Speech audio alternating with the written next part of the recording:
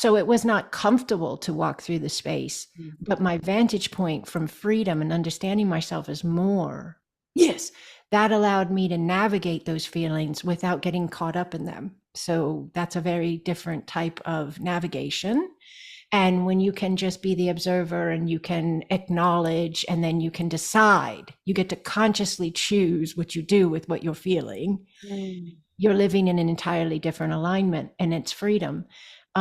So I allow the voice, I allow the jerks, I allow the breath, I allow all of it, because for me, it's just more and more confirmation of the ever expanding us. Yes. As I'm allowing the space. This is why I'm asking about it. Just listening to you speak. It's like meditation, like when you're beginning and you catch your mind wandering off and then you bring yourself back and it wanders off, and like that's how it is hearing you speak. It's Thank you. beautiful. It's awesome. Like it just, again, I was saying this in one of Yes. my other interviews. It shows us the science and the whimsical, like abstractness of everything, like the two, the flip side to each coin. Like I just love it. And that's beautiful. I love that you say that with the science and the flip side. And for me, it's and just other usages of words, but they're similar.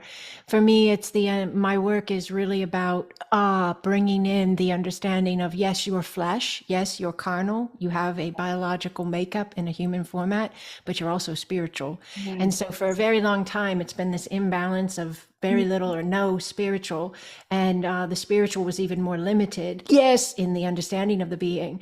And so now we're bringing in this balance of, yeah, hold on to your divine biological genetic makeup. It's glorious. It's designed to be this ascension point of view. Your body is designed, yes, to assist that energy that's flooding in, to calibrate it, to ground it, and to expand it. That's ascension. That's awakening. And it's the spiritual space being given the opportunity to be heard. Would love